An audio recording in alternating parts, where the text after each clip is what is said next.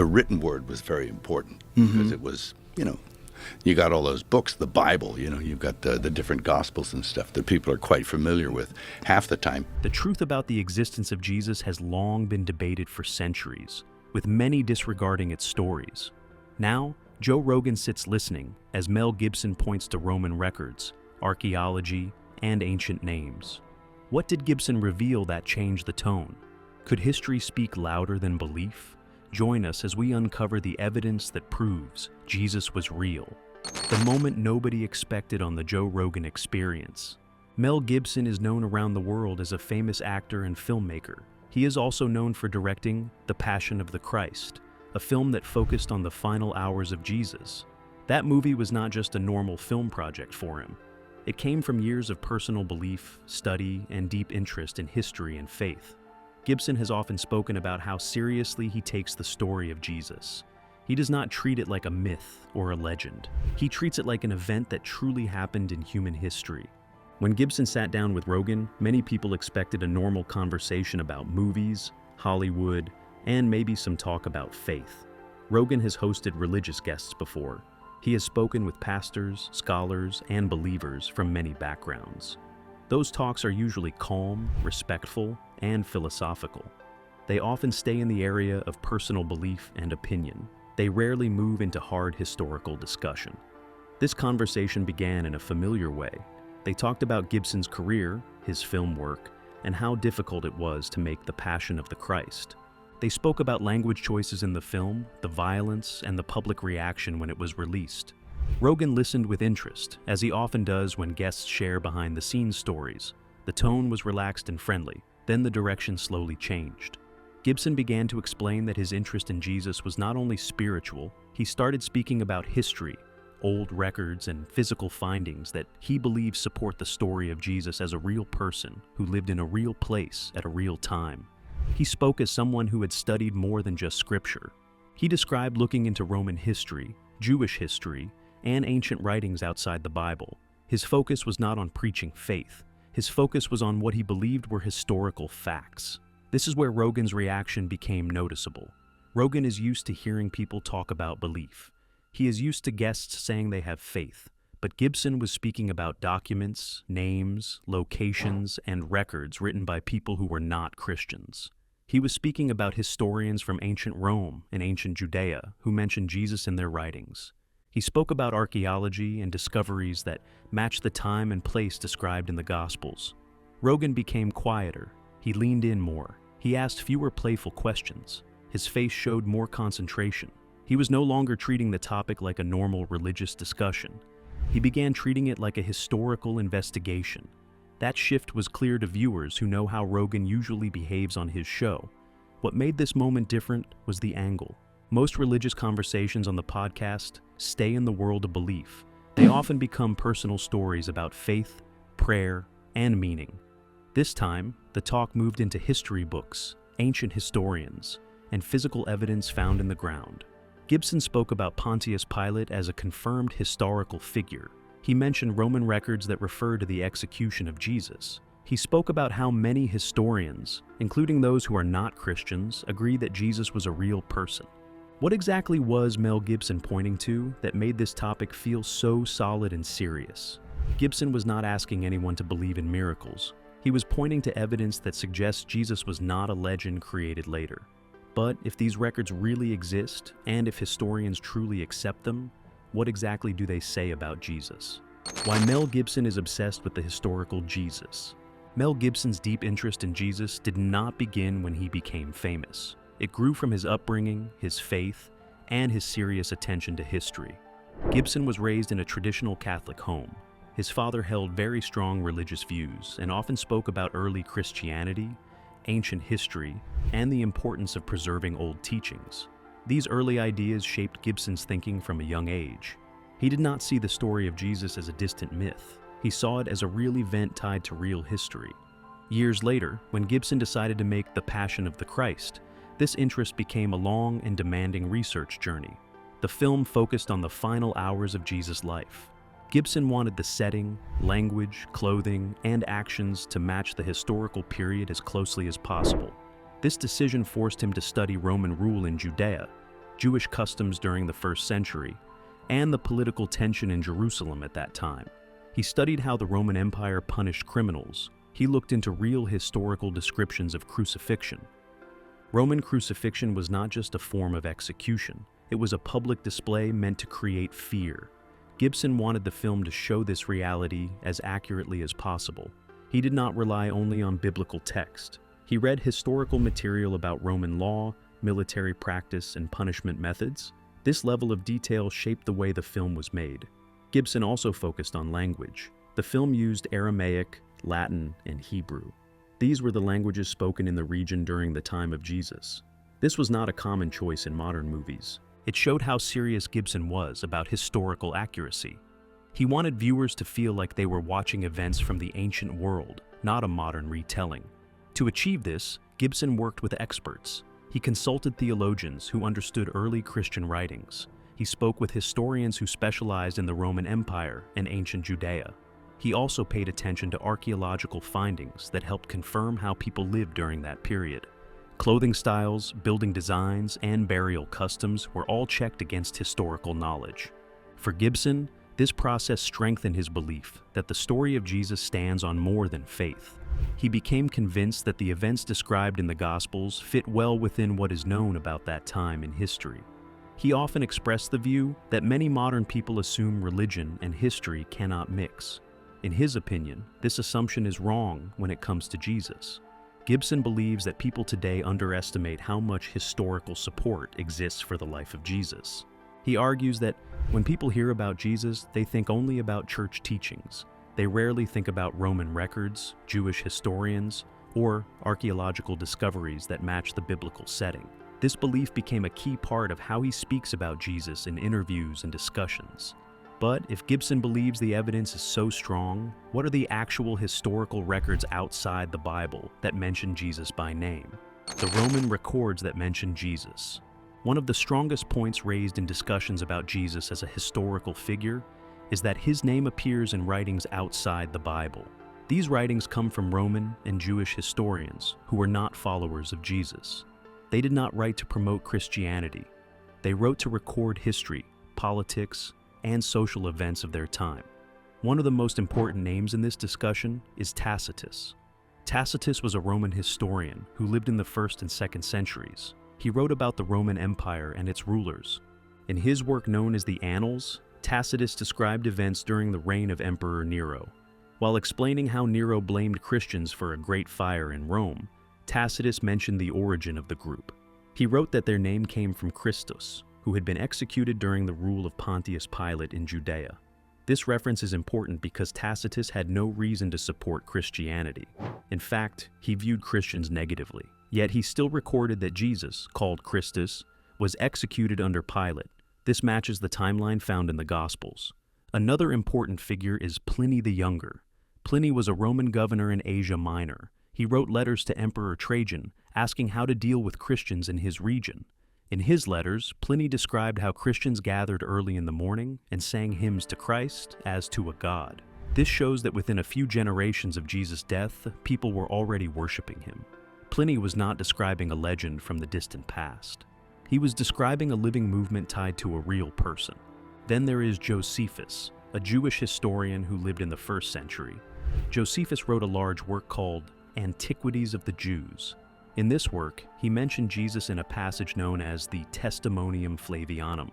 While scholars debate how much of this passage was later edited by Christian writers, most historians agree that Josephus did refer to Jesus as a real person who was crucified and had followers. Josephus also mentioned James, the brother of Jesus, in another passage that is widely accepted as authentic. This reference further supports that Jesus was known as a real figure with a family and followers. These sources matter because they are not religious texts. They are historical writings from people outside the Christian faith. They confirm key points found in the gospel accounts. They confirm that Jesus lived in Judea. They confirm that he was executed under Pontius Pilate. They confirm that his followers spread quickly after his death. This is why such information stood out during the discussion with Rogan. So, if ancient writers recorded his execution, what physical discoveries from the ground support the world he lived in? Archaeology that supports the gospel story. Archaeology studies the past by examining objects left behind in the ground. It deals with stones, bones, tools, buildings, and written marks on hard surfaces. When these findings match written history, historians pay close attention. This is where the discussion about Jesus becomes very interesting. Many discoveries from the land of ancient Judea match the places, names, and customs described in the Gospels. One important discovery is known as the Pilate Stone. This stone was found in the city of Caesarea by the sea.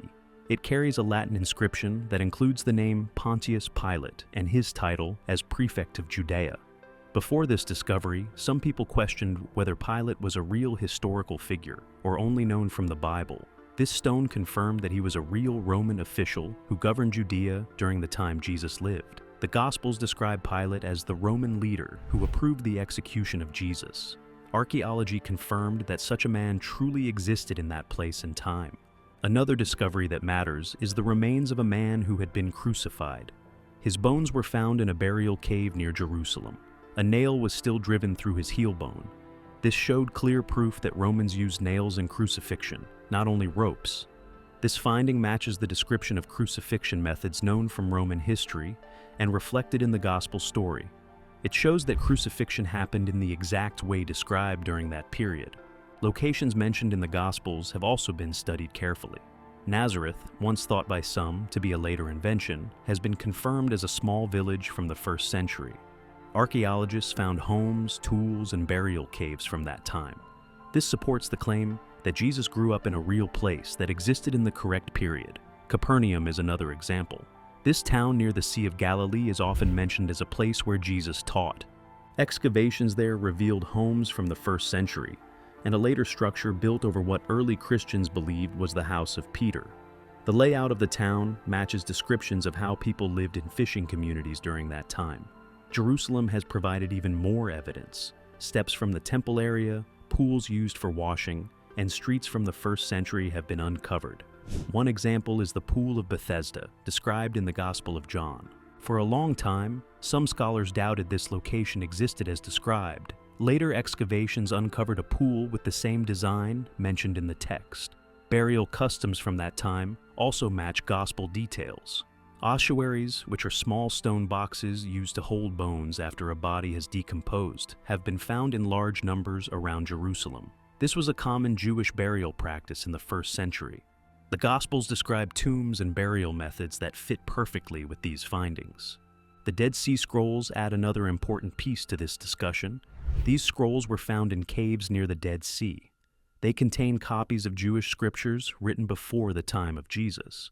When compared to later copies of the same texts, they show that the scriptures were copied with great care over many years. This supports the idea that written texts in that region were preserved carefully, not changed freely over time. All these discoveries point to one key idea. The world described in the Gospels is not imaginary. It matches real places, real customs, and real historical conditions from the 1st century. This is the point Mel Gibson often makes. He believes the Bible's setting can be tested against archaeology, and the results continue to support its historical background. If the places, rulers, and customs match real history so well, what about the physical objects that some believe may be connected directly to the crucifixion itself? The Shroud of Turin and the science debate. The Shroud of Turin is a long piece of linen cloth kept in Italy. It carries the faint image of a man who appears to have been crucified. Many people believe this cloth may have wrapped the body of Jesus after his death. Others remain skeptical and see it as a medieval artifact. This object has been studied for many years by scientists, historians, and religious scholars. The image on the cloth shows a man with marks that match Roman crucifixion. There are wounds on the wrists and feet. There are marks on the back that look like injuries from whipping. There is also a wound on the side of the body, similar to the description found in the Gospel of John. The face on the cloth shows signs of swelling and injury.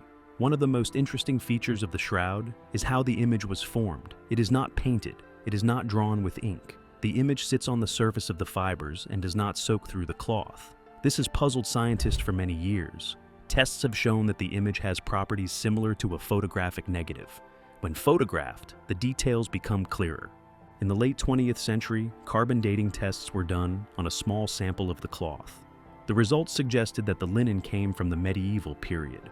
This caused many people to question its authenticity. However, some researchers later argued that the tested sample may have come from a repaired section of the cloth, not the original material. This created an ongoing debate that still continues. Studies of the blood marks on the cloth have also drawn attention. The stains show patterns that match how blood would flow from a body hanging on a cross.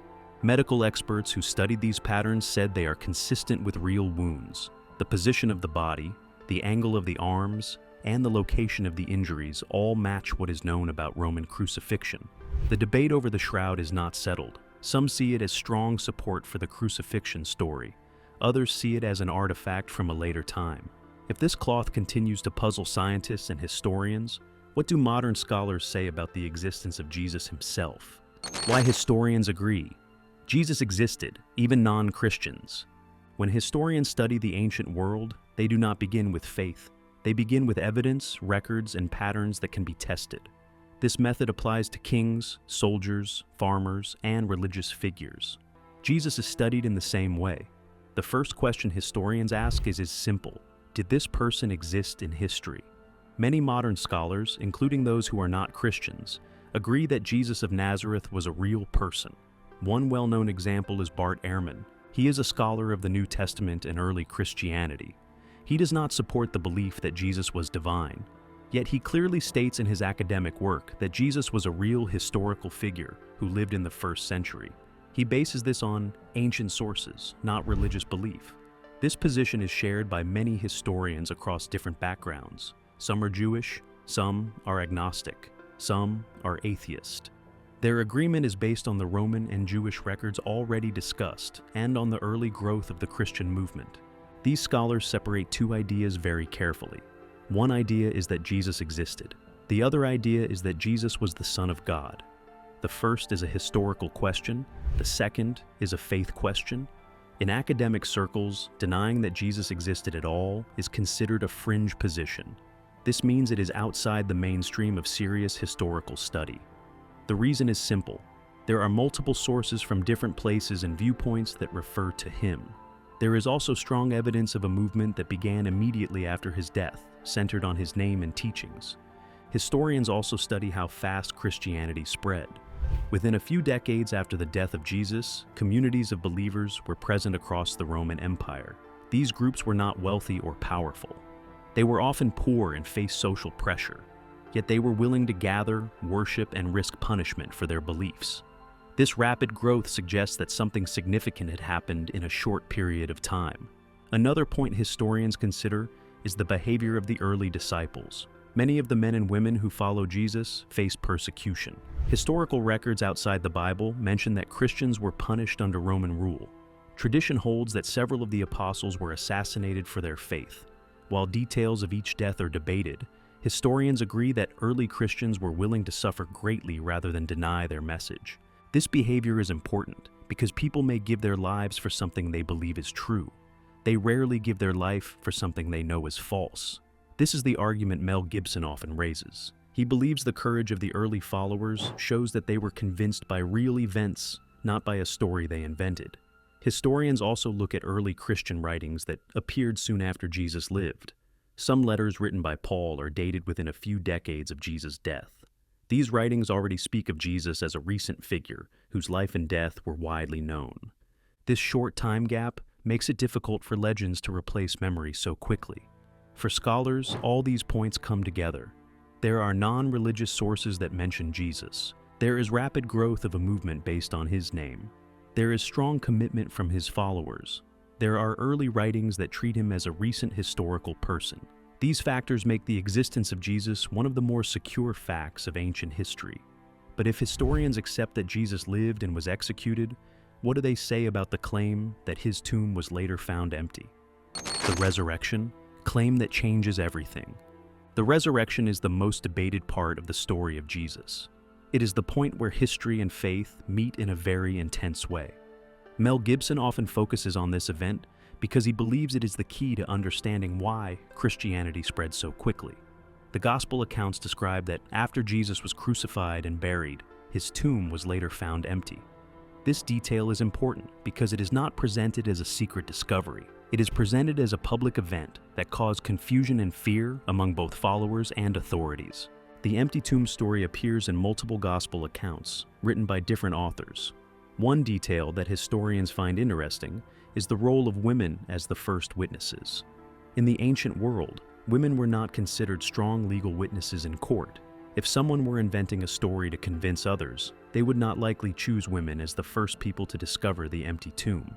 This detail suggests that the writers were reporting a tradition they received, not creating a story for effect.